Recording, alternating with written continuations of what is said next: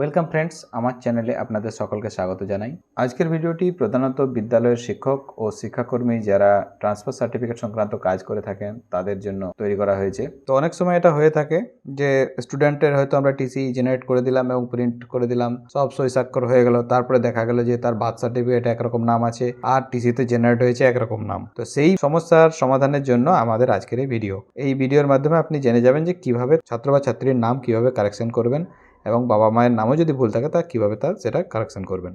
তো চলুন দেরি না করে শুরু করা যাক। তো প্রথমে আপনাকে বাংলার শিক্ষা পোর্টালের যে লগ ইন আইডি আছে, পাসওয়ার্ড আছে, তা দিয়ে আপনাকে লগ ইন করে নিতে হবে। এ বিষয়ে আমি আর বেশি কিছু বলছি না, কারণ এটা সবাই জানেন এবং যিনি এই কাজটি করে থাকেন স্কুলের পক্ষ থেকে তার কাছে অবশ্যই এই লগ ইন আইডি পাসওয়ার্ড থাকবে। তো লগ ইন করার পর প্রথমে আমাদেরকে স্টুডেন্ট প্রমোশন অ্যান্ড ট্রান্সফার ট্যাবটিতে ক্লিক করতে হবে। তারপরে ট্রান্সফার আউট অপশানে ক্লিক করলে আপনি যে স্টুডেন্টটির নামের বানান বা গার্জেনের নামের বানান ঠিক করতে চান সেই স্টুডেন্টের আইডিটি প্রথমে সেখান থেকে কপি করে নিতে হবে। এখান থেকে কপি করে নিলাম। আমি এখানে ল্যাপটপ থেকে করে দেখাচ্ছি। রাইট ক্লিক করে কপি করলাম। ফোন থেকেও একইভাবে হবে। তারপরে স্টুডেন্ট এন্ট্রি অ্যান্ড আপডেট ঘরে যেয়ে পরে আপনাকে ক্লিক করতে হবে আপডেট স্টুডেন্ট বেসিক ডিটেলে। Update student basic detail click করার পর ওপরে দেখুন লেখা আছে click on update students identity for update student name, date of birth or parents name.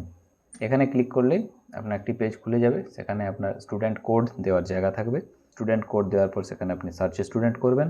তাহলে আপনার ওই স্টুডেন্টটির নাম এবং date of birth, father's name, mother's name এগুলো চলে আসবে।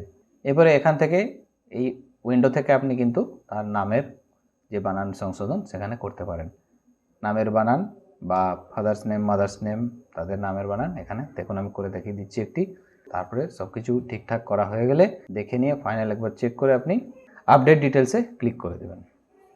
তো আপডেট ডিটেল ক্লিক করার পরে কিছুক্ষণ পরে দেখুন এখানে গ্রিন বারের ভিতরে লেখা চলে এসেছে যে successfully updated the details of দিয়ে স্টুডেন্ট নাম্বার আইডি দেখানো হবে। তো এইভাবে আপনি স্টুডেন্টের নাম সংক্রান্ত কোনো ভুল যদি থাকে বা গার্জেনের নাম সংক্রান্ত কোনো ভুল যদি থাকে সেটা আপনি করতে পারেন। এরপরে আপনাকে আরেকবার ডাউনলোডে ক্লিক করে তার টিসিটি জেনারেট করতে হবে এবং সেখান থেকে প্রিন্ট নিতে পারেন বা পিডিএফ হিসাবে আপনি সেভ করে নিতে পারেন। মোবাইল থেকেও ওই পদ্ধতি করতে পারেন, কোনো অসুবিধা নেই, সেম প্রসেস হবে। আপনারা যদি চান যে মোবাইল থেকে কীভাবে হবে তা দেখতে চান তাহলে অবশ্যই কমেন্ট করবেন।